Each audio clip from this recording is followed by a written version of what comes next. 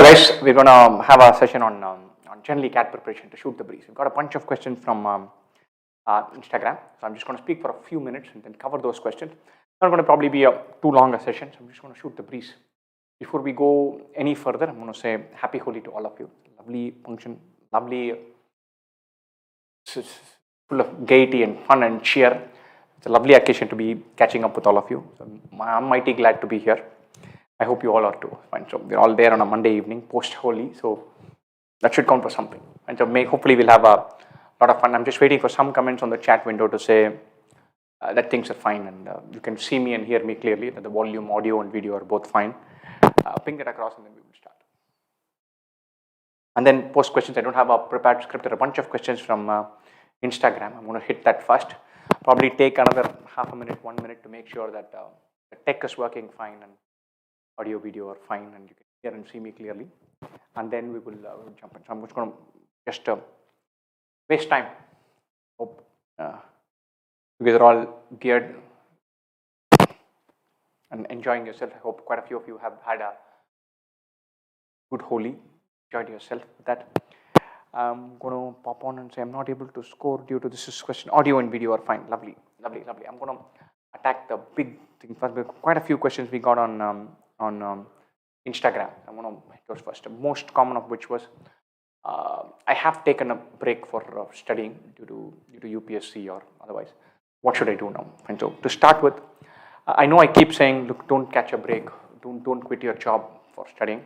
But quite a few students go and sometimes circumstances mean that you can't take up a job. All right. Sometimes you have to switch off everything else and prepare. Sometimes that happens. That is the case with you. Don't let this overhang of something being. Don't have this feeling that you're missing out on something. You've taken that decision. Go wholeheartedly into that. See if you can offset that.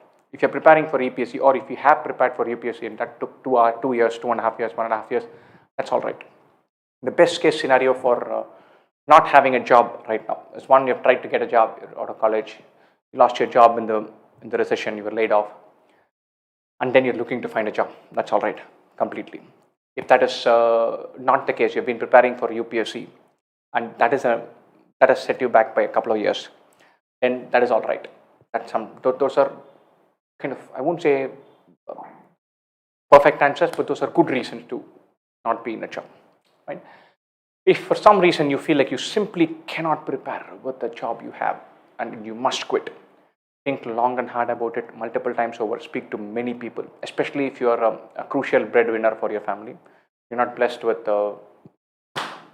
Khandani wealth, then think long and hard about this, because this is a competitive exam, it's an intense exam, this is a slightly hit or miss exam, some luck plays a role, several other factors play a role. You don't want to have all your eggs in that basket called CAT. Right?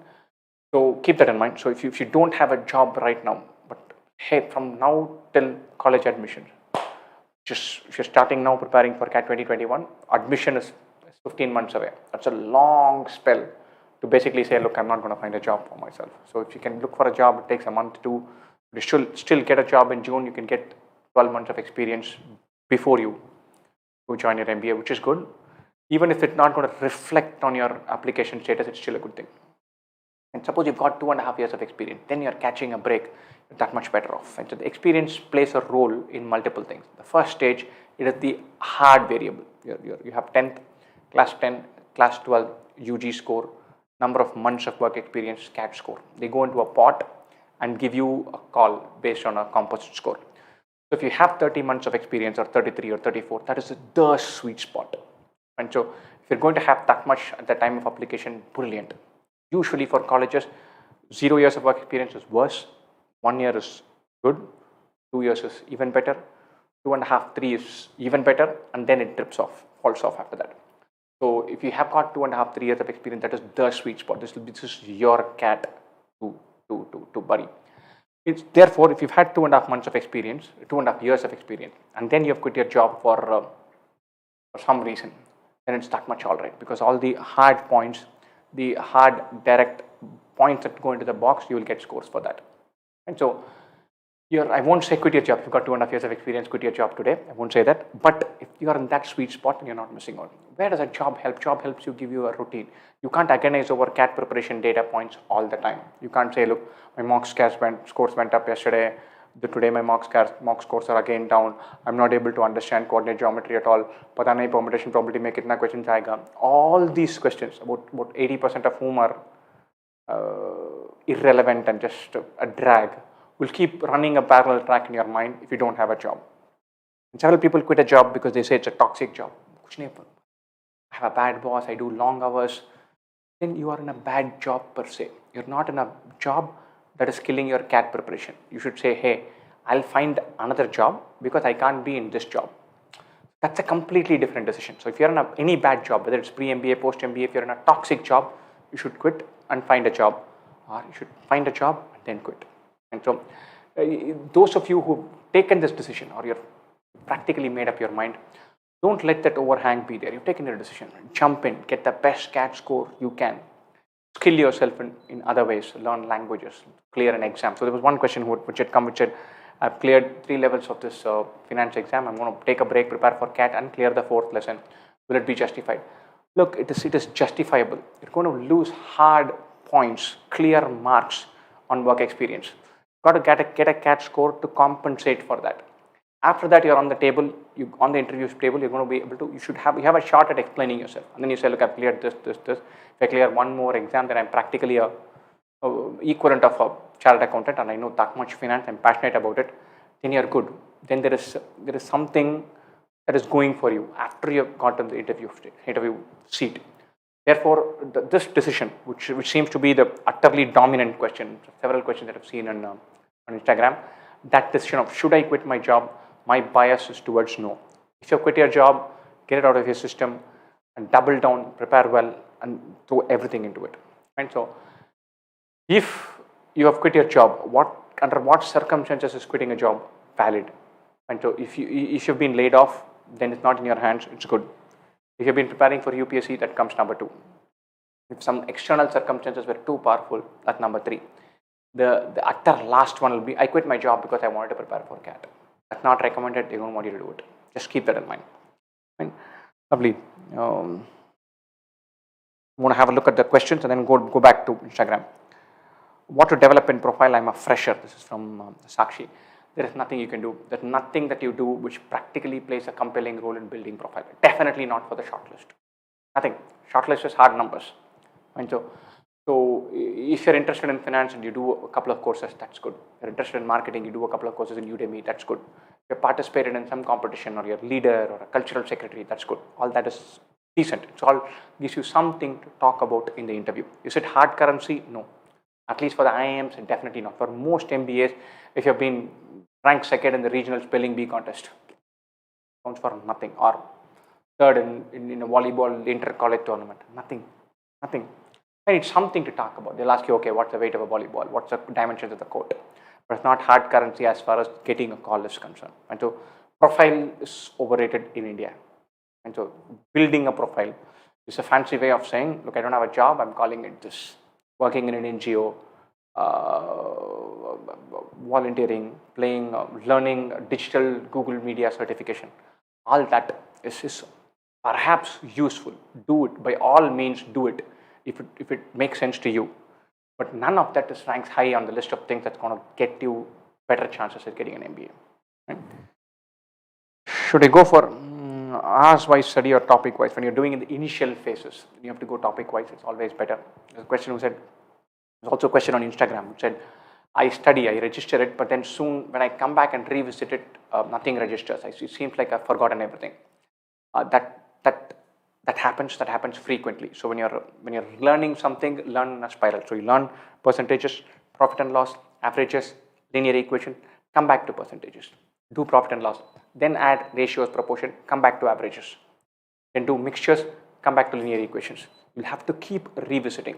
The more and more you revisit, it's like a web that gets created, your base improves and further topics become easier. But you can't say, look, I'm done with this topic in March, I'll open it up again in September and expect to remember everything. The mind does not work like that. So you have to aggressively keep revising, Keep that in mind. Fine. So, and that happens to several people, that you feel like you've learned a topic, then you come back to it, you remember nothing, or you remember very little.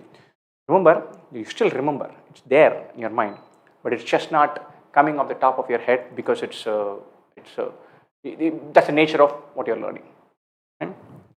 Let's look through this. There was several questions on temperament, how to deal with stress and anxiety, how to deal with poor mock scores, how to deal with the pressure of preparing for this. The emotional investment is high. The emotional investment is not high, then you're not throwing enough into it. There is stress, there is anxiety. The tricks to handle this are common across several things. And so this is something that you keep hearing very frequently from sportsmen. Keep saying, look, control the controllables. Indian cricket team keeps saying this so much that I've started resenting it, but it's very sound advice. And what you can control, what are your input variables, keep that going. How many topics you will cover, how many books you will read, how many articles from Bharat's list you will read, how much you will expand your knowledge base when it comes to quant, how many different kinds of puzzles you will hit for LRDA. Those are all input metrics. You set the bar very high on input metrics and hope for the best when it comes to output metrics. Don't burn your bridges. Don't call your boss an idiot. Don't scream at the secretary. Don't be nasty to anyone. Be kind. Be in a good, happy place. Prepare intensely with a sense of joy and balance. If you like your CAT preparation and you take it in your stride, then you're that little bit more agnostic to end result. Nobody can be agnostic to end result. And so we do a video on YouTube. We pop back and see what are the comments. It's the nature of human endeavor to track what the response is, how people react. That's what these guys are. Your Facebooks and Quoras and Twitters are banking on it. They're making billions on our human impulse to put ourselves out there and then see what the feedback is. It's obvious. We all want to know the comments and likes and upvotes and thumbs ups and whatnot. Right? So, but we have to create structures around ourselves where we say, look, I'm going to do something damn neat. I'm going to put myself out there. I'm going to push myself hard. I'm going to take this and complete that and read that. Then things fall in place. And you take a sneak peek and see, hey, what the outcome could be, what the outcome is. But the outcome alone cannot be the driver. As much as possible, de-emphasize the outcome, amp up the input variable in the process. So how much am I throwing in should give you the kicks. How much I'm enjoying this process. You should phrase it about the preparation process and journey. I know it's easier said than done. Sometimes when somebody tells me this, I say, look, you've never been taken risk in your life. You've never put yourself out there, which is why it's very easy to say that. And so it is incredibly tough to actually do this. It is a skill that we build over time. I'm completely not yet there. And so I can happily confess to you that I struggle with it several times. I get worked up when I feel like I've thrown everything into it and things don't go my way. So I can preach all I want here, but I go through the same ups and downs that probably several of you do. What I try to do is say, look, I'll focus on what I can do. This month is a nightmare. I'll shoot 10 more videos. This quarter is not going well. We'll do 3 more mocks. So something that keeps you going input variable wise is good. Something where you say the process is fun. That's good. Have a smile on your face. Pull yourself together. You're fine. And I can tell you this much. If you're preparing for CAT and you're among the people who are saying, look, I want to do an MBA, you're blessed and lucky. Keep that in mind. Go one more time. 1 second. I don't know where the variables are. Yep.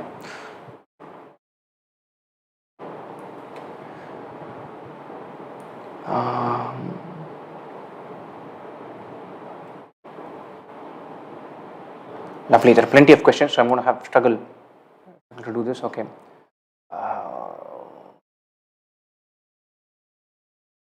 So preparation wise, there are a couple of questions, a few questions on the same pattern. How should you start preparing for VRC?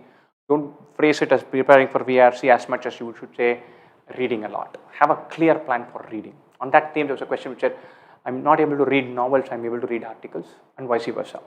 You must strive to do both. Very important. But whatever is your preference when you start with, go with it. Suppose articles are your sweet spot. Novels don't work for you. Read plenty of articles. Power yourself through one novel and come back to articles. That's all right. But the other way around, that's still all right. Don't worry about it. Don't worry too much about having necessarily all the bases covered with reading, but read a lot. That's important. Building the base for VRC, 4 months of reading, we're done with VRC.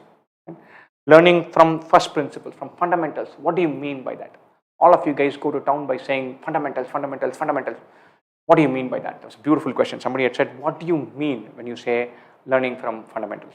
Learning from fundamentals is you're letting your mind dwell on the idea and grasp the crux of what it is. And we all know profit by cost price into 100 is profit percentage. We know that. And then we know 30% more is 30% of the base more. But getting learning from first principles get you a sense of why is profit percentage important. That idea, spending time to dwell on that. That's crucial. So if I have a product and that if you have a share, you buy a share, it goes up by 50%, comes down by 50%. Is it wherever it began?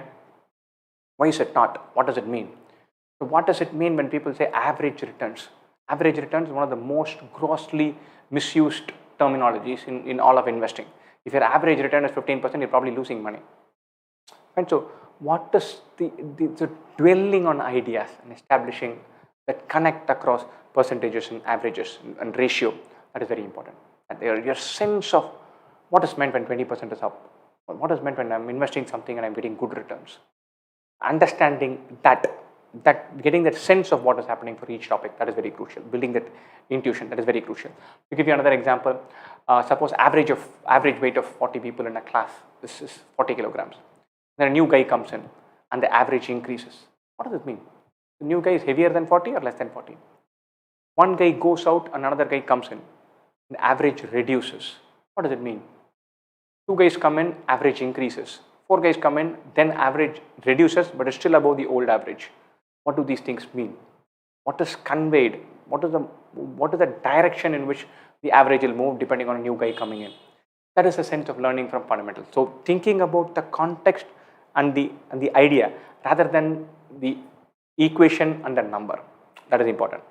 For geometry, I would say the idea is to learn from proofs. The sum of two sides of a triangle is greater than the third one. It's true for any triangle, any shape, any size. Has been true from the time triangles were invented. Why? What is the proof for this? Sum of three angles of a triangle is 180. What is the proof for that? You see the proof for these two, your mind opens up. You can answer several other questions when you're learning from first principles. That's what we mean by saying learn from first principles. I got Symbiosis School of Banking and Finance. I have 4 years of work experience. Should I go for one more attempt? We have 4 years of experience.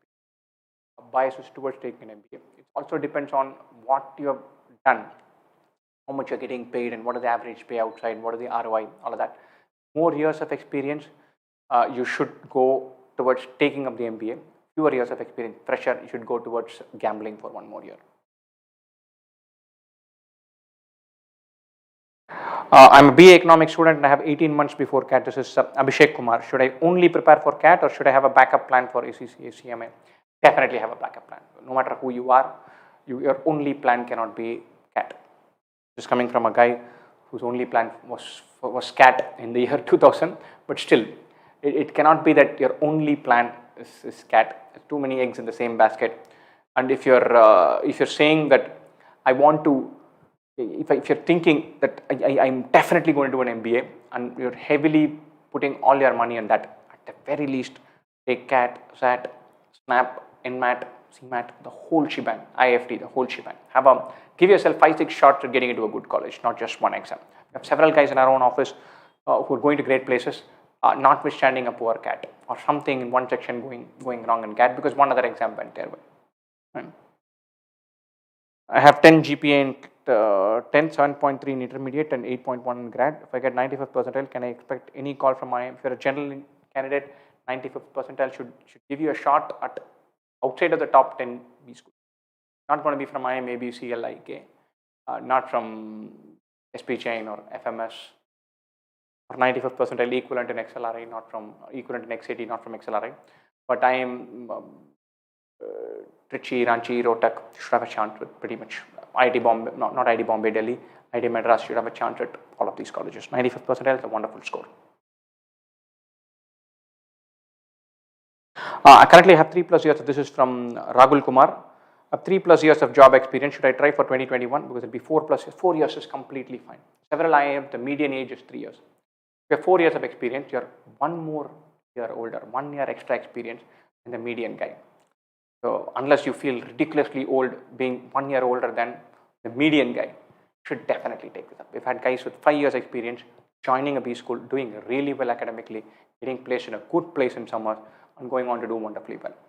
And so we will, 4 years or 5 years is not too high. It was probably considered high 10 years ago, 18 years ago, not now. 1 year more than the median. If you can find yourself hanging around with guys 1 year younger to you, should bindas go. 4 years, 5 years experience, 5.5 years experience at the time of joining, not an issue. You can still go. With every extra year of experience, you're going to have lesser returns on the MBA. You're probably on a great job. You're probably already earning good money. And your pre-MBA experience does not count for too much post-MBA. It's an absolute sweet spot. If you're working in Google for 5 years, and you do an MBA, and you go on to finding a job in Google, it's phenomenal. But you have worked in Wipro, and you go on to work in Citigroup, then they pay you because you've got some experience, but the extra you will get over a fresh candidate, not very high. So it's in your interest to do an MBA early. But post-MBA is a disaster if you go and join with 5 years experience. Definitely not. So definitely write exam, do well in it.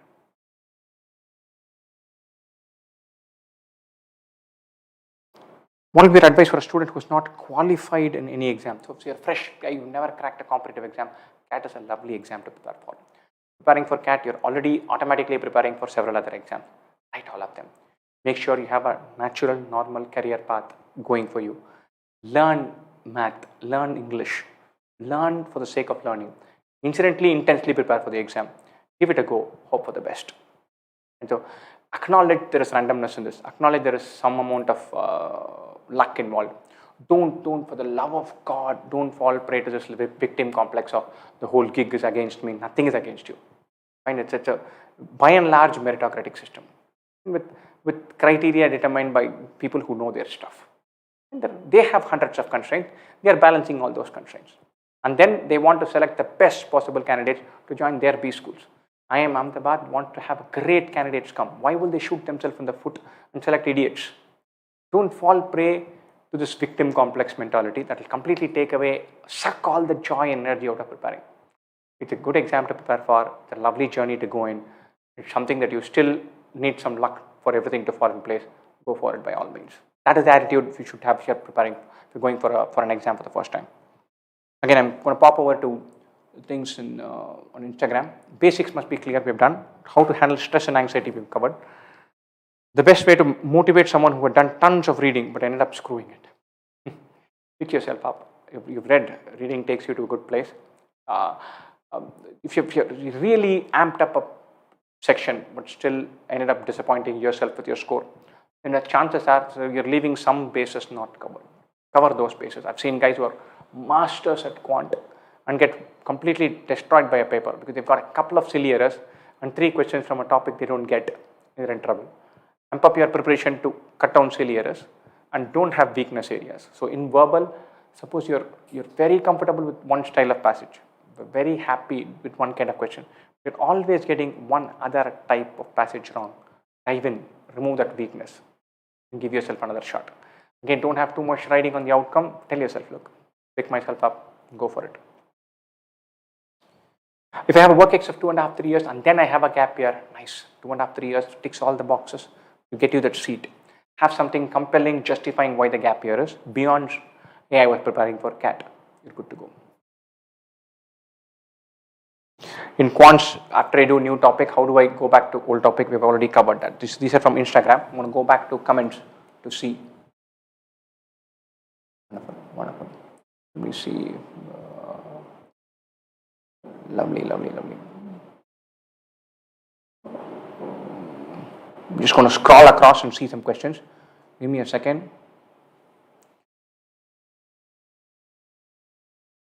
How to face do or die thinking in brain.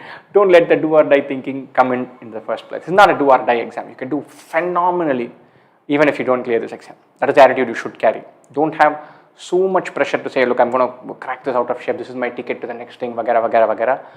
You're giving yourself one more chance. That's it. Nothing more than that.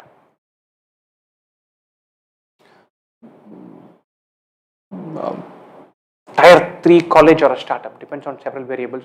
Don't join a startup just for the sake of the glamour of joining a startup. Several startups mess with their employees. They just give them some random things to do, put insane pressure on them, ask them to thrive on adrenaline, don't even pay them too much, extract too many hours out of them. Join a place where you have if it's an established company, you know what to expect, they know what to give you. You get something on your CV, you have some learning incidentally of corporate experience. You get a good boss, you have a great drive. I've worked in large companies, they're usually very good. That's why they're large. They've done the hard yards. Startups, you ideologically or philosophically identify with what the startup is about. You trust the people whom you're going to work with. You have some stake in their vision, what they're about. You're on board with their style of functioning, and go. Otherwise, you're just bending over backwards to further somebody else's dream, and sometimes they're randomly flippant about it. They pivot 17 times in 3 years. They don't know where they are going, and they just doing it for the next round of appeasing some investor or the other. It's not worth your while. What you learn there is just hustle. Hustle is important, but hustle sits on tons of core learning. And on top of that, you learn a little bit of hustle, you're good. I've seen several people who've learned only hustle. It burns out sooner or later. 23rd percentile in CAT 2020, what are the chances of scoring 99th percentile this year? Don't mean to be cruel, but you've got anything less than 70th percentile, that percentile means nothing. And so less than 70th percentile, don't think of it. Don't think of it as an improvement from that percentile. 70th percentile to 99th percentile is a whole new journey. It's not 70 to 99, like I said, do turning Lelia or Ponch Camp. It's not. If you've got 97 and you want to amp it up to 99, you have a base to start with. Know what you're good at, what you're bad at, what your strengths are, what you need to tweak. You have a sense of this exam. That's good.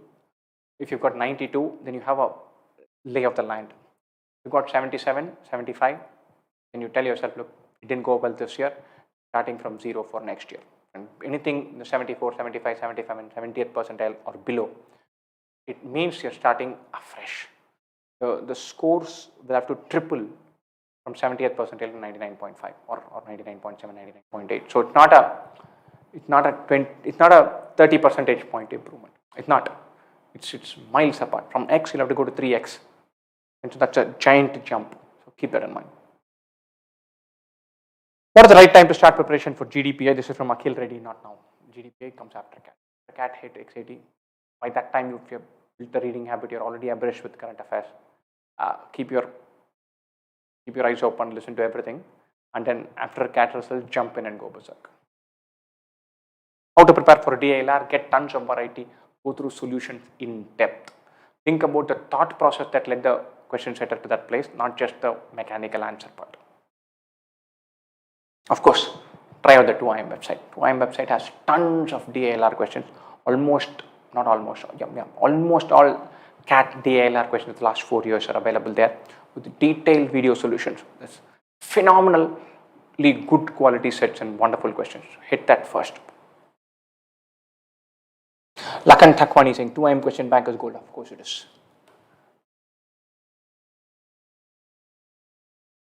I want to join NGO for 2 reasons. This is Prithvi. To help people and also improve my leadership and help me for my profile. To help people, good. Help me for my leadership and profile depends on where you're joining. Joining the biggest, most badass large corporate out there could help you build your leadership and profile as much as an NGO does. Depending on what the NGO is. If the cause is close to your heart, sometimes an NGO is actually beautiful formal employment. You're in the NGO sector, but it's a job with a title and an income tax filing and a Form 16. Do that by all means. If the cause is close to your heart, take up the NGO thing. If it is not, don't do this. There's several ways of contributing meaningfully to people around you, and NGOs does not have a monopoly on that. Some of the best guys have never been to an NGO and they contribute phenomenally well. You get a good job. You think you Google taxes paid for somebody earning 80 lakhs. That's phenomenal. That's phenomenal. With the sheer taxes that somebody who's getting paid 80 lakh, you can employ 10 people in an NGO. So that guy can say, look, you're working in an NGO, I'm employing 10 people like you. And so don't underestimate the power of being excellent in your field and thinking of that as a contribution to improving the lives of people around you. That is not to be underestimated. Join an NGO because you have a fascination for the cause. and tell yourself that you don't feel morally superior to anyone else who's not working there. What is the difference between cat videos on YouTube and videos from 2IIM? Is self-study a better choice? This is from Adish Ravi. Our YouTube channel has tons of practice material. All the cat questions are there on the YouTube channel. Inside, we do focus more on building thought structures, learning from fundas, covering the theory, building slowly, having a flow to our content. On YouTube, we just showcase how to solve. And so YouTube is, look, I see a question, think of the best method, solve. Inside, we build thought processes to be in a position to be able to look at that question and know the best method. Here, we pick the best method, solve. So there's a big difference. Philosophically, what is inside is meant for teaching and guiding and mentoring and building the base and taking you to the spot. This is like the highlights package. And so look, you know all the stuff, let's just do some questions and solve. This is very useful, very useful. And if you're under time pressure, you pick that and go through tons of questions. Very useful, compelling. But just this, without having the base, might not be that useful. Ideal work experience for MBA, decent company, decent job, number of months it works. The quality of your experience gets assessed during the interview. Nothing in your paper makes a difference. And so this again, I've seen this several times. Is working in a large company better, or a startup better, or a small company better? If it's a brand, it's good. So saying I worked for 2 years in Accenture, good. If it's a small company, then they're going to ask you several questions about the name, the company. What do they do? What do they specialize in? What is your role? And if it's a company which is informal, I worked in my cousin's enterprise that does this. Sometimes they look at it with, I won't say suspicion, but a little bit of skepticism. Because anybody can get a certificate saying I worked for 18 months, even if they're sitting and binge watching something on Netflix. And therefore, they'll ask you questions and go deeper and deeper and ask you, hey, what is your role? What is your boss doing? What is your revenue number? What is your profit? Where is it coming from? Where are you headed from now? From here on. So all those questions will get asked if you're working with a small company in the informal sector somewhere. So if you have an job option from Accenture and an IT services startup 3 streets away from you, started by your friend's cousin, join Accenture. Unless you're very completely bowled over by this cost and that segment and that niche and quality of work, go for the brand. Our gap years, fine, we've covered gap years to death.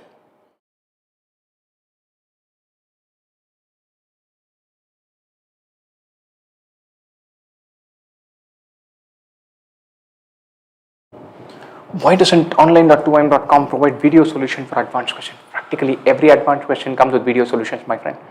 All prepared questions come with video solutions. All DLR sets come with video solutions. Several questions in Test Dojo come with video solutions. For those that do not have video solutions, we'll be having live sessions for those, covering those questions. And then they'll also have video solutions. So almost every relevant question or tricky question will have the video solutions.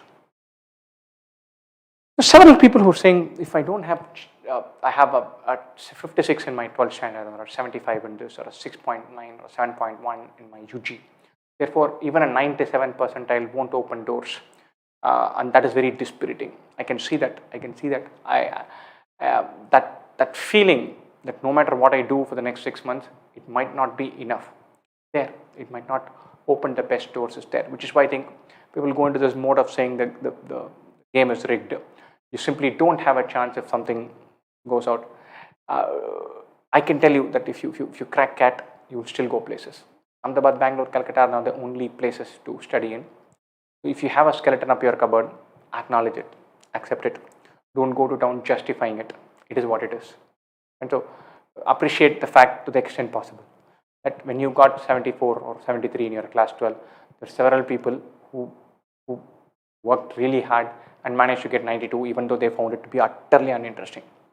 And so, and therefore you tell yourself, look, those guys went through hell and high water to get to that 92. Therefore, I will compensate for that sitting here and doing wonderfully well. I've had instances of guys who have had one weakness and then they do really well in CAT, but not 99.7, 99.8 well, but 97.3, 97.4 level well. Then they know straight away that A, B, C, L, I, K are all out. But then several other avenues open up. So the MT Gurgaon, MT Ghaziabad, NITI, NMIMS, several other colleges are there. And the economy has, right now, the size where you graduate from college rank 20, you still get into a top job.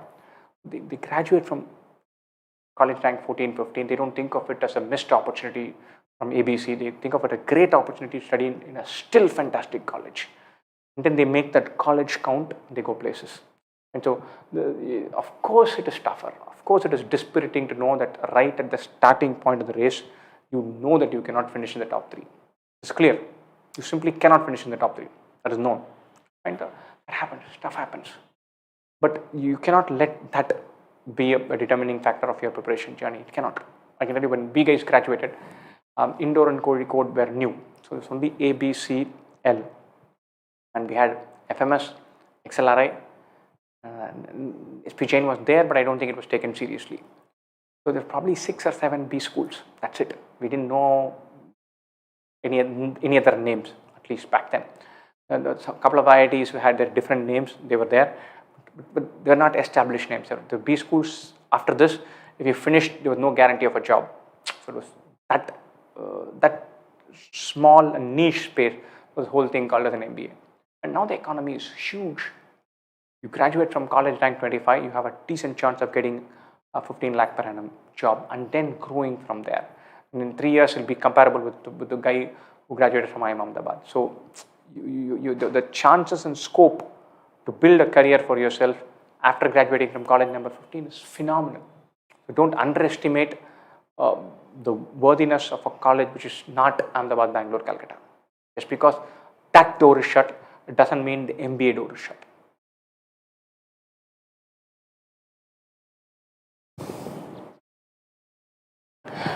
Complete engineering in 5 years from NIT Raipur. This is Rishik Kaligiti.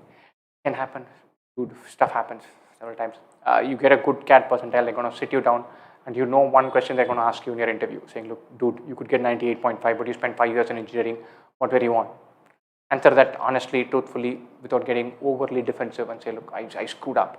And hope that if you get 3 interviews, 1 or 2 of them bite and say, look, chalo yaar, is bande ko second chance de dete hain. And then make it count. It will not count for too much if you have a good CGPA in your PGDM. You go to PGDM at the end of the PGDM process, not for summer internship, mind you.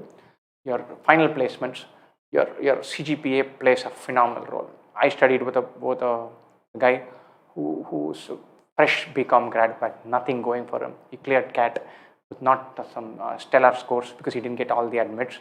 He got into college. In college, he was a nice, understated guy who studied really, really hard. Was diligent. He covered all his bases, and he was in the top 10 or 12 in the batch.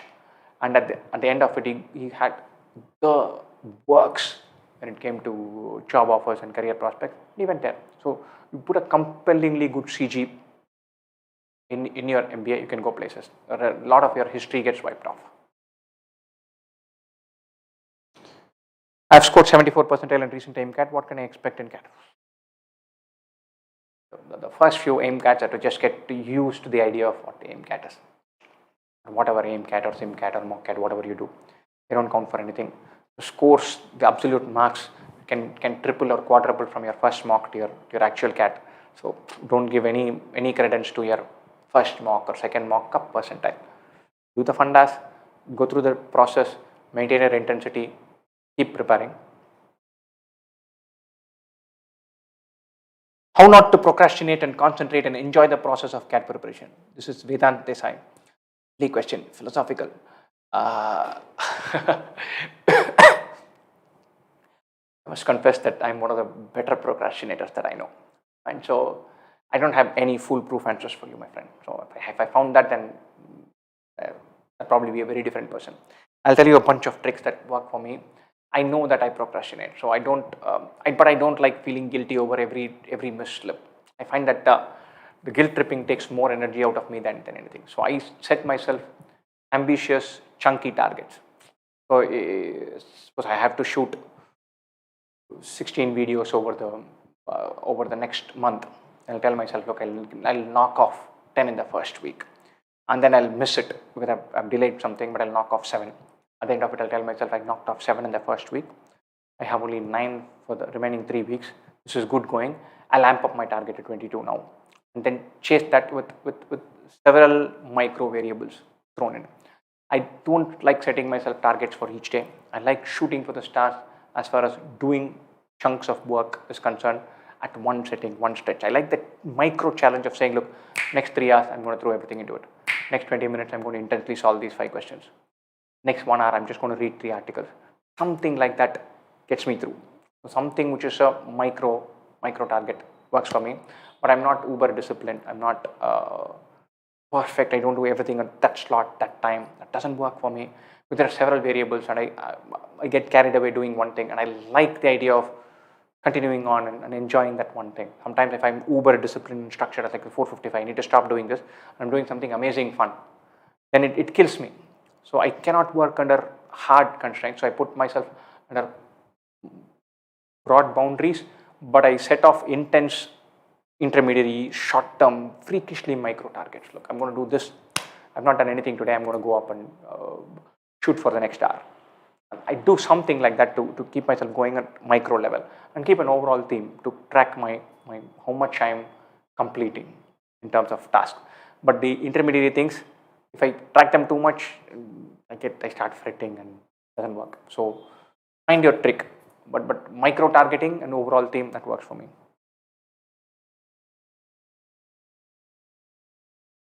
Leaving IML and preparing for IIM ABC worthy? Definitely not. IML is a fantastic college, barring probably top 70 jobs out of 1,000 in ABC. Everything else is open for IML, and not even 70 jobs, probably 50 jobs. Not worth it. Go make your IML count. Don't think of ABC.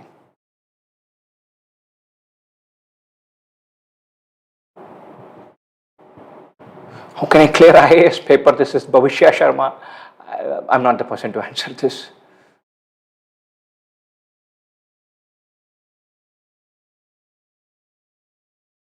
Raghav Rathi, I don't think you should be asking that question here, my friend. I got 94th percentile this time. What should be my strategy for this year? 94th percentile is a very good percentile. You probably know where your gaps are, what your weakness is. So keep that in mind. Your preparation strategy should be based on what your strengths and weaknesses are, where you need to plug the gaps and go there. So that determines your preparation strategy, not anything else.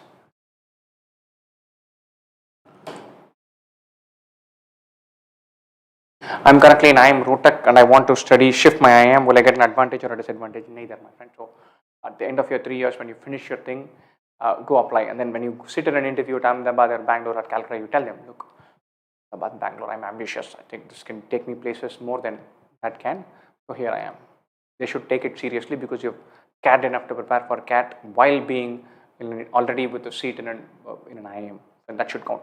But you will not get points for work experience, so you need to get that much better CAT score to have a crack at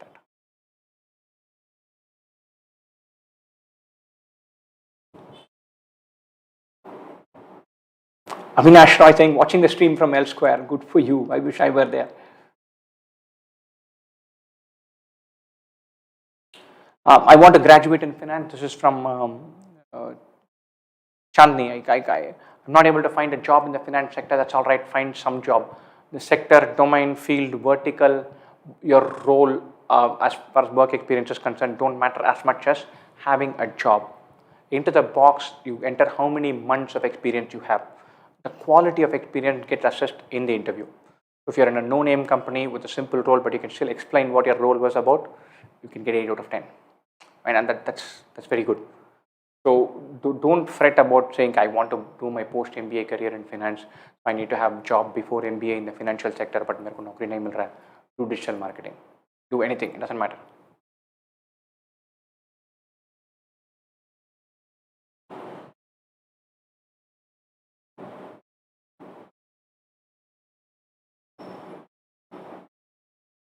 Why do people say if you have experience in XYZ after MBA, if you choose to do ABC, then your previous experience doesn't count? This is Prashant Vasantharajan, because it doesn't, my friend. So usually, if you have 2 years of experience or 2.5 years of experience, then chances are you're shifting your vertical field. So if you take the general typical candidate, 2.5 years of experience in tech, in product development or whatever. Then you do an MBA, and then post MBA you get into sales and marketing, or e-commerce, or finance. So chances are the fact that you worked in a tech company makes you comfortable with handling chunks of software, but doesn't have a meaningful role to play in your new job. Doesn't, simply doesn't. So therefore, they're not going to pay you for 2.5 years worth experience. So if Amazon recruits you and Amazon recruits a fresher, then you probably get paid 3% more than that fresh grad or 5% more than the fresh grad, not commensurate to your 2.5 years of experience. Definitely not. That's the way it goes. And you're going to start from scratch. The fact that you have navigated corporate life before gives you a slight advantage. That's about it. Nothing more than that.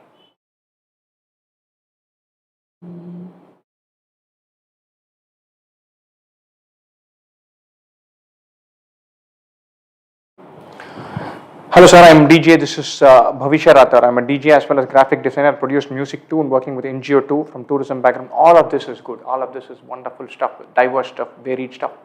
My recommendation would be have a role, a job, which is formal employment somewhere. If you're self-employed, have a consulting gig with some formal company structure, so that you can say, okay, this is what I have done. These are my gigs. This is my role. Create as much of a formal structure around even freelancing as possible. You need to parlay it as a job. You can say, look, I have a company and I'm working there. I'm the CEO of my company. You're putting yourself out there, saying you have experience, and then it's up to you to say what all you did. So otherwise you're part of the informal sector, which doesn't count for anything. So if you're in a job which is assorted 5-6 things, work with an event management company. Give yourself a role, a job, a retainer, speak to them, and then do all your things, and then have one steady stream coming from them. Work in a formal structure as much as possible.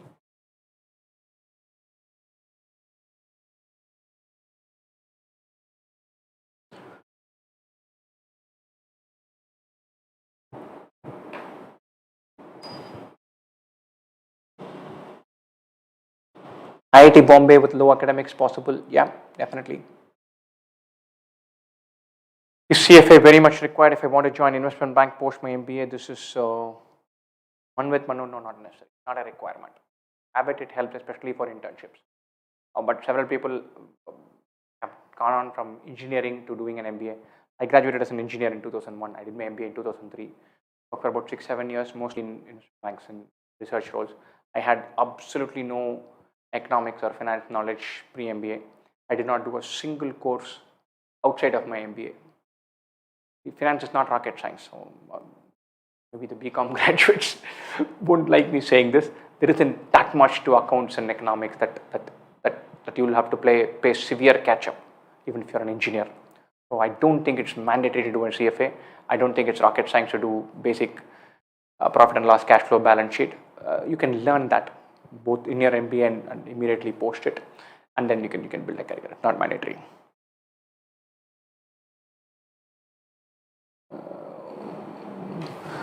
Thanks to Bharat sir's list, I got 97.28. This is Abhishek Roy. My third attempt. Should I try CAT again? Currently doing MCOM. I couldn't give my best in CAP and Shillong interviews. Let's take the decision after you get the results. Definitely, it's a good percentile. 3 years experience is not too high. It depends on what role you have, how confident you are of getting 97.85 next time around, what other options you have in hand. Several variables play a role, but you could still say, look, I think I can get 98.5 next time around, and I'm reasonably sure I'll definitely convert CAP this time next year. So I'm taking the gamble. 3 years experience is not too high. You can take that decision as well.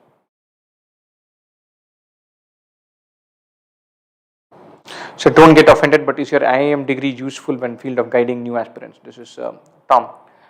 See, the IIM degree is not something that gives you tangible payoffs every time.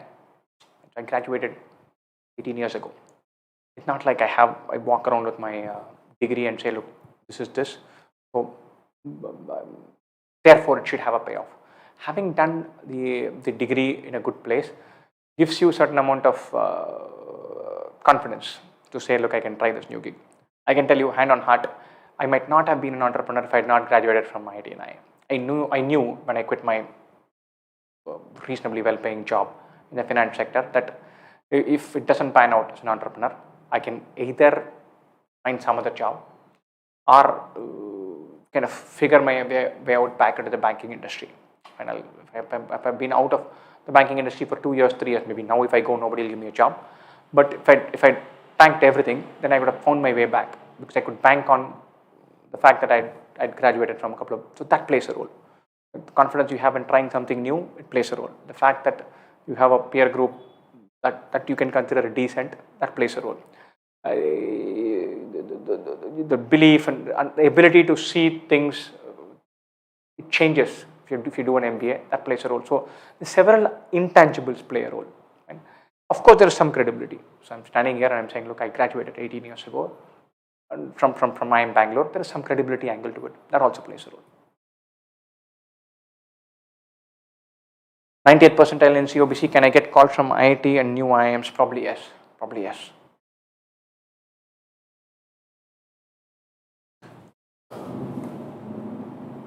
What would be the ultimate goal for doing MBA? Does monetary value or why MBA question? So, several things. Several people have several different motivations. But the most compelling motivation is to get a jolt to your career. If you're in a middling job, you can go to a better than middling job, spending 2 years doing an MBA. What it does intangibly, it helps you see the idea of running business very differently. After engineering, I did not have a sense of what the job was, what the world was. After MBA, I had a little bit. The job after MBA, where I was in charge of valuing assets and in banking, it gave me a sense of how several variables go into building an organization, building a brand, building a company, valuing an asset, all of that. So the journey that you take through this MBA process opens your mind up to think about profitability, about managing organization, building a brand, standing for something that you count in. It shapes your thought process in commercial enterprise in several subtle, intangible ways. And those play a role. Those definitely, they played a role for me. They played a role for several MBAs I deal with. Your sense of ownership towards a task, sense of responsibility towards finishing something off. Those come with an MBA. If I put 3 hours daily till November, which is around 250 days from now, will I get through to FMS? This is Shubhadeep Banerjee. Chances are you will. 200 days plus 3 hours, 600 hours of preparation. It's phenomenal. If you can do it intensely and with discipline, you'll give yourself every chance. There are no guarantees in life. The only certainties in life are death and taxes. And so there's absolutely no certainties, but you'll give yourself a very good chance in this whole gig. That's the most important thing. Sir, can you speak Hindi? Of course, yes. You plan to expand to IIM? Yeah, we are. To IIM, we are expanding. We were doing CAT classroom, and we started doing CAT online. Obviously, we're offering all the MBA entrances. We also do a lot of IPMAT program. The other project which we are involved in very heavily is Spybob, which is our school product. So we offer a beautiful, a delightful product for school kids. Several of the videos for the school kids, they're already there on our YouTube channel. So it's a pet project. That is what we are kind of nurturing and bringing forward now. Several of the lots of content that we are building for the school thing, getting automatically rolled into our CAT program. So I think our CAT course will go up several notches because we're building classes 6, 7, 8, 9 from scratch for schools. All the entire bank is going to sit inside the CAT course. Launching another variant of the CAT course because you're using that. Because when I did that theory, I was like, this is awesome. This should sit in our CAT course. Somebody knows zero math, they can prepare for CAT once that is in. This is zero math. And they can learn because it is we're teaching from absolute scratch. So we'll be doing that. So we're doing lots of exciting things. Can an English honors student get into an investment bank? Oh, most definitely, yes. A little bit of marketing, a little bit of ability to write, ability to understand business, you can be in investment. Investment banking is one of the most heavily overrated jobs in the world, and it has been ever thus. So investment banking has been around forever. It's reinvented itself and found several avatars for itself. The idea that you need to have very strong financial background, be able to talk numbers, or be very quant strong is all humbug. I've known guys who knew nothing about not basically comfortable with math apart from anything you can do on an Excel sheet, do well in banking. Investment banking is after you know the basics of running a few numbers and financial statements, it's 75% about analyzing and talking a good game. Should I go for nitty program or try again less year? Again, this is Devapriya Roy. Depends on where you are right now. If you have 4 years of experience, in a decent job, nitty is brilliant. If you have 1 year of experience in a fantastic role, give it one more chance.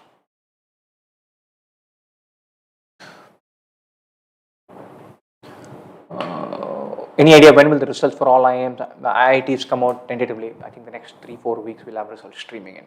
Left, right and center. What is the age which is okay for IIM, like doing MBA 29-30 is okay, completely okay. If you have 5 years experience, 7 years experience, if you can take value from it, if you think it's meaningful for you, it can give you another leg up, give yourself a chance. Several thousands kind of missed the bus because they were occupied with something else or something else was happening in their life. That happens very frequently, too frequently for us to pretend that it doesn't happen. And so you've graduated 21, 22, you're not ready, something happens and you go get into a dead-end job, you work for a year and a half, something happens with personal life or professional life and you lose a couple of years, 3 years in the middle, and then suddenly you're 26, 27 and with nothing much as a career to speak of, you say, look, I need to push myself and I need to go back to basics, clear CAT. When you're 28, you start an MBA, completely possible. You can still go places. It happens so frequently. Everybody is not meant to take on linear path and growth. Life is up and down, so don't worry about it. If you think you can clear the exam and put yourself out there, go for it. 28, 29, not an issue.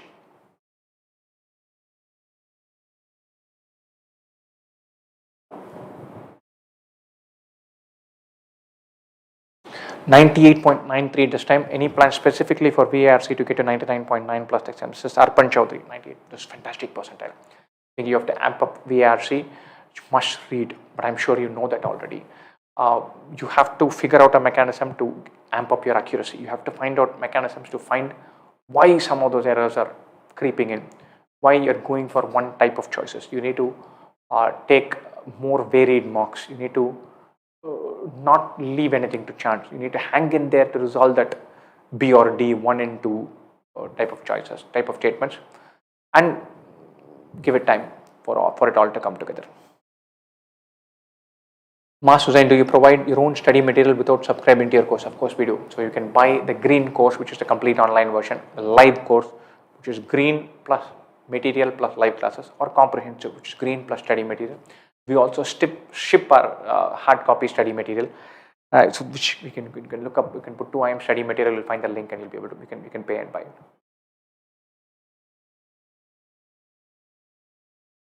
Nighthawk. So I'm weak in geometry questions. How to improve and what are the basic needed? Oh, lovely. Geometry is a phenomenal topic. If you're saying you're weak in it, you've not learned it the right way. Geometry 1 is available for free inside the 2 IIM course. So go sign up as a trial user. Go through Geometry 1. And if that makes sense, then I can tell you, you spend 10 hours on geometry, you'll get the hang of it. Geometry is learned iteratively. You learn it once, and then you feel like you know everything. You get your backside handed to you when you're doing questions, then you learn it again. And then it kind of comes together. So hang in there, but it's a lovely topic to learn. So learn from absolute basics, do it slowly, thoroughly, it will fall in place.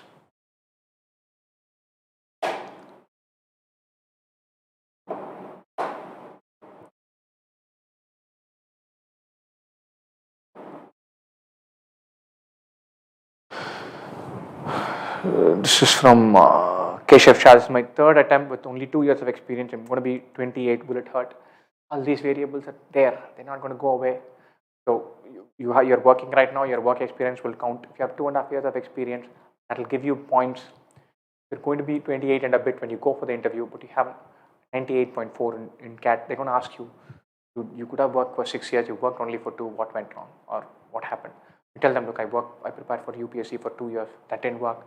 And I got into some job that didn't work. Then 6 months later, I found myself in a new industry. I got laid off thanks to recession. I've not had a good few years. For the last 12 months, I put my head down and I said, definitely clear CAT. Here I am. I can't wait to restart. It should fly. So put your head down, get a good score.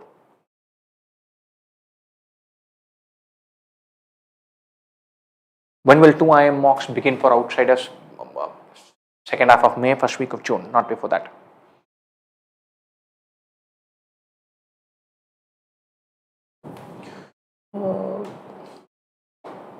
Join IMT or retake CAT another year, 2 years work experience, 998 Akash. This is Akash Rangarajan.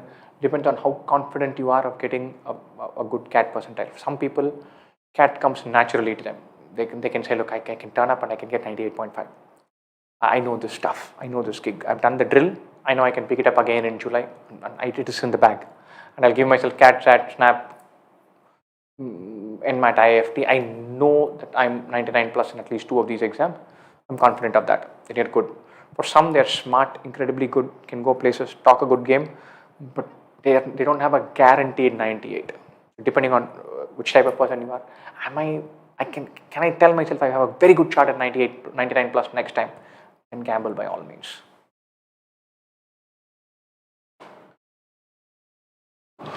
This is Akshat Satnalika. If an engineer scored 98 plus, will he get IIM without job experience? Depends. See, for the top 6 IIMs, even if you get 99.5 and you have experience, chances are you don't have a chance even for getting an interview. 99.4, 99.4, 99.3. No, with 2 years experience, you're an engineering candidate. Even then, ABC, LIK, not likely.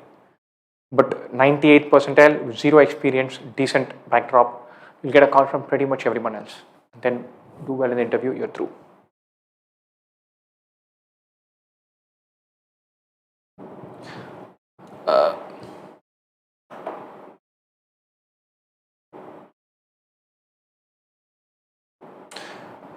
This is Rolling Weed. Many thanks for the comment.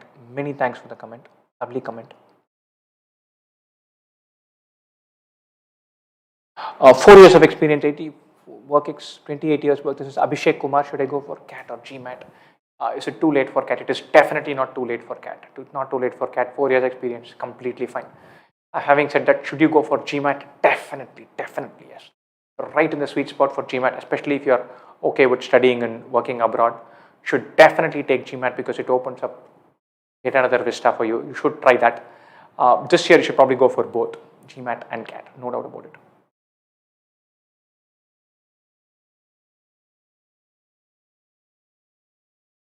Does it make sense to leave a 20 lakh per annum job in management domain with IIT tag and join IMLKI considering future growth?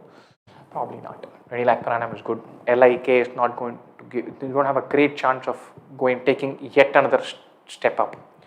If you're in a good job, good role, you're getting paid 20 lakhs per annum, spending another 20 lakhs and not earning this 2020, your ROI goes out of whack. You're probably better off working for another 2 years, moving in your career. Then if you still feel like it, either graduate from ABC or go for Wharton, Harvard, change, see if something else can play a role. When to start preparation? This is Abhishek Jha. Today, my friend, today. No day like today.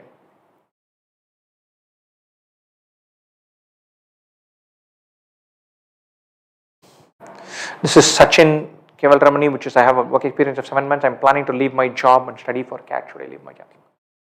Make this very clear. I am the guy who says never quit your job.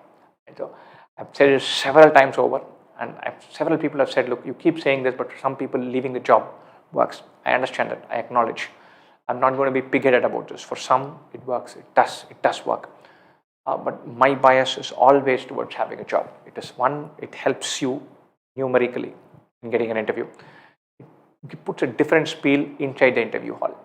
More than both of these, it gives you the risk of getting stressed out in preparation is much lower if you have a job.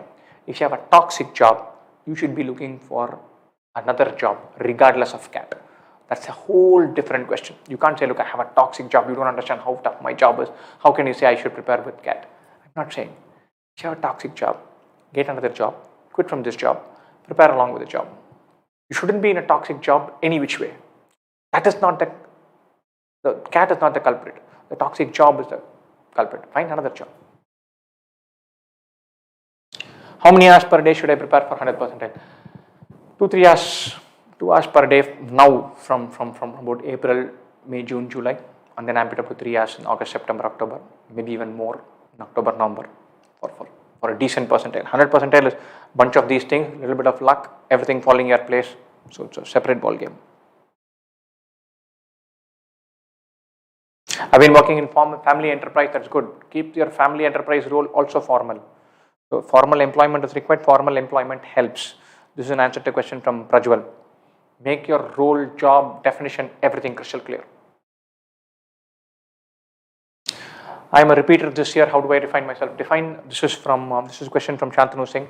Make sure that you have a very, you analyze your performance, say what is your strong area, what is your weak area, start taking mocks from very early on, plug gaps, don't leave anything to chance, amp up your intensity, still enjoy the journey.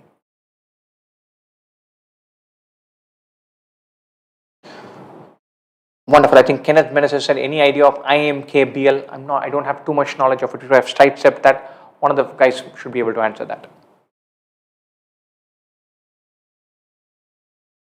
What's the point of cracking CAT if top 15 colleges are considering ACADS? My ACADS were low. I'm non-engineer from OBC background. See, if you're in a good place, good job, good role, earning good money, and CAT won't meaningfully change your chances, and your ACADS are poor, doesn't matter. Don't take CAT. Nobody is putting a gun on your head and saying you must take CAT to prove yourself and get disappointed and bullshitted in interviews. Nobody is saying that. But if you've got iffy ACADS in some form and you're stuck in a job that pays 1.9 lakhs per annum and it slowly, you can see it going to 2.5 in 3 years time, then take CAT. Prove that you're way better than what your ACADS are suggesting. Get 97. Join the college rank 18. Study well there, get yourself a job paying 16 lakhs per annum, that's still meaningful. And if the door to ABC is shut out, it's not the end of the world, it's not. So several times I find people saying, look, why sabhi mujhe Ahmedabad, Bangalore, Calcutta, nahi milne wala hai. We guys in the industry get worked up with this, and I have several discussions with other guys, which says, look, instinctively, say, why sabhi ABC kaun de raha hai tumhe? Several people who say, even if I get 99.6, I won't get called by ABC. I can tell you, they cannot get 99.6 because they're never going to put their head down and get 99.6.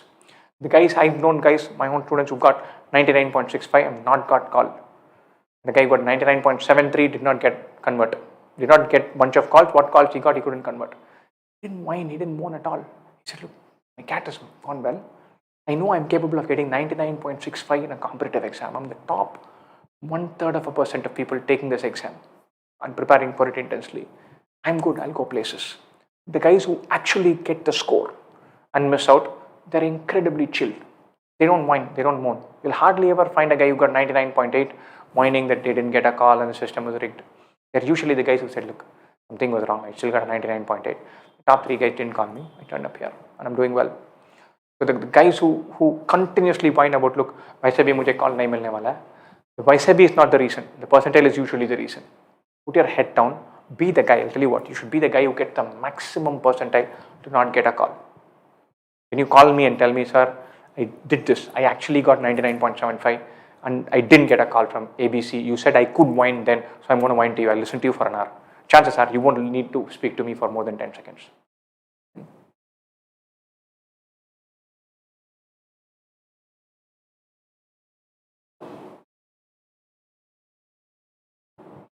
Ruling week, students of 2 IM, etc. are presented by city toppers of big 3s. They took them.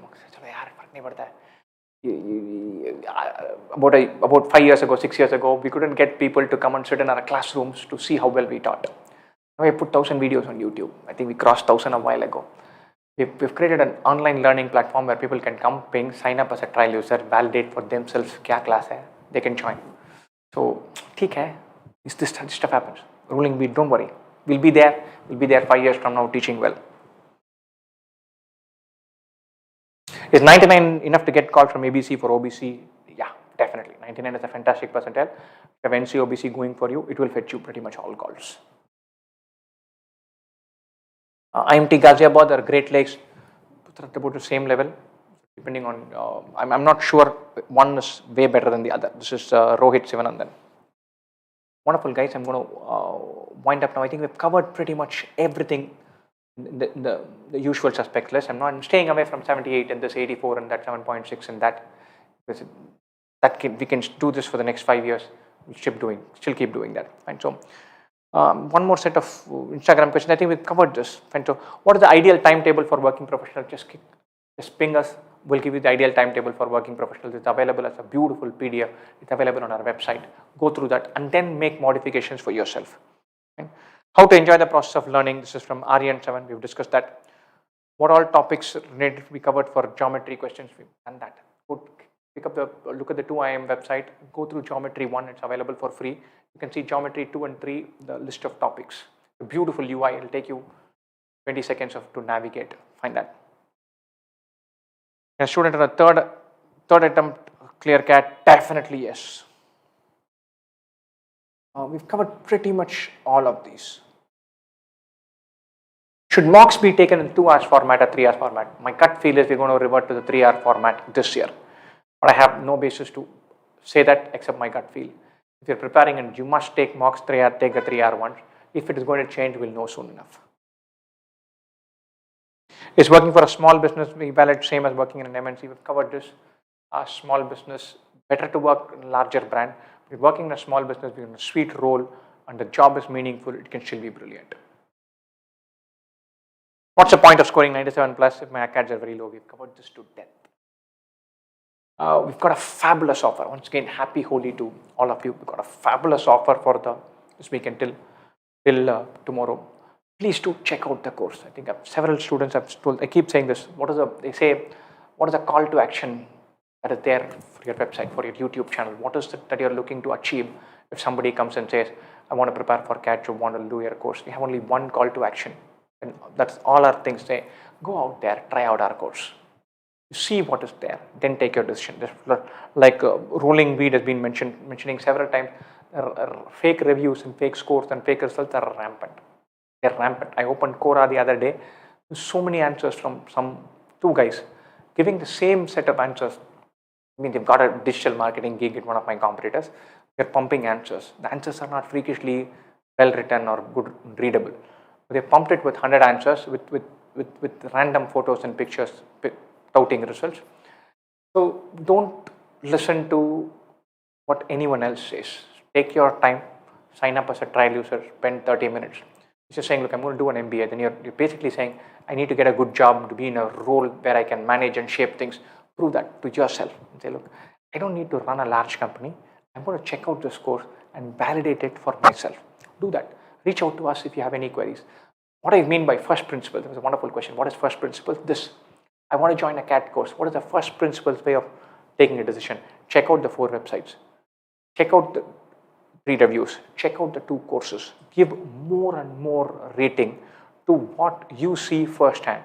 Less and less weightage to what X told about Y's experience in Z. De-emphasize random comments in Facebook and Telegram groups and give more and more weightage to what you saw when you are validating and evaluating a course. That is first principles. That's fundamentals.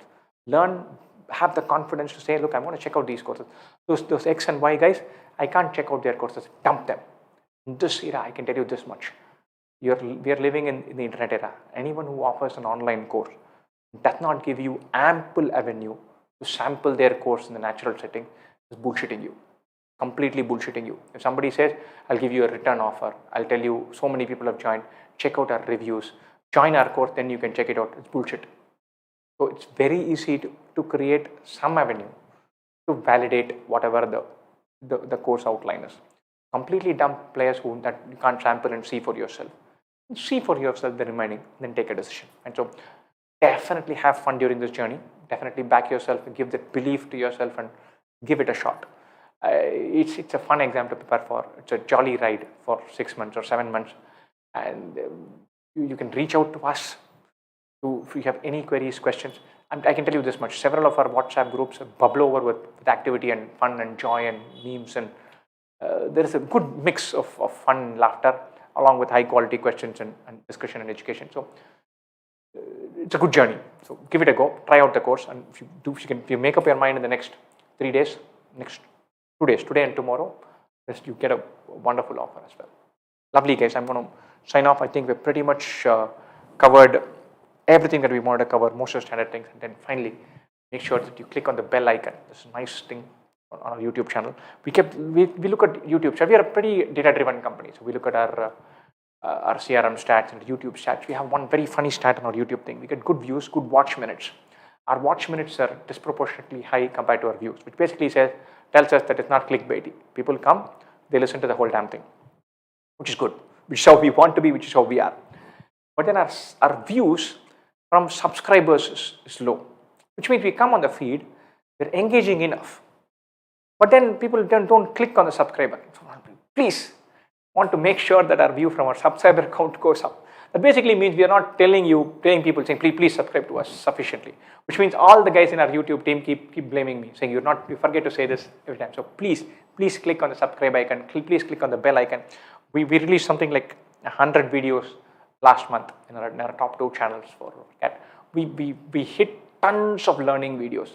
So we do sessions like this, ask me anything, and preparation, shooting the breeze, having a conversation, talking about this and that. In fact, there was one very interesting question saying, who are you going to vote for in Tamil Nadu election? I would have even gone into that, but this is not a Tamil Nadu audience, so we'll probably write an answer on Quora giving that. This is not the session for that. So we do shoot the breeze and have some fun like this, but our reason to exist, what our USP is teaching. We have nearly 1,000 videos just teaching different things on the YouTube channel. We have a tremendous pipeline lined up for April and May. We'll make sure that your ride is absolutely deadly meaningful. And so some of the questions we released in March were not even that CAT relevant, but they're fabulous to kind of open up your mind. Doing some non-routine questions, they're brilliant. So we will keep up the pace and intensity through April, May, all the way till November. It will be definitely meaningful for you. It takes nothing. Just click on that icon, click on the bell icon. I promise you'll have a good journey for that. Wonderful, guys. I'm signing off. Have a happy Holi to all of you. Do avail the offer. If you still have a chance, you're still considering it. Best wishes for CAT. Enjoy your preparation journey.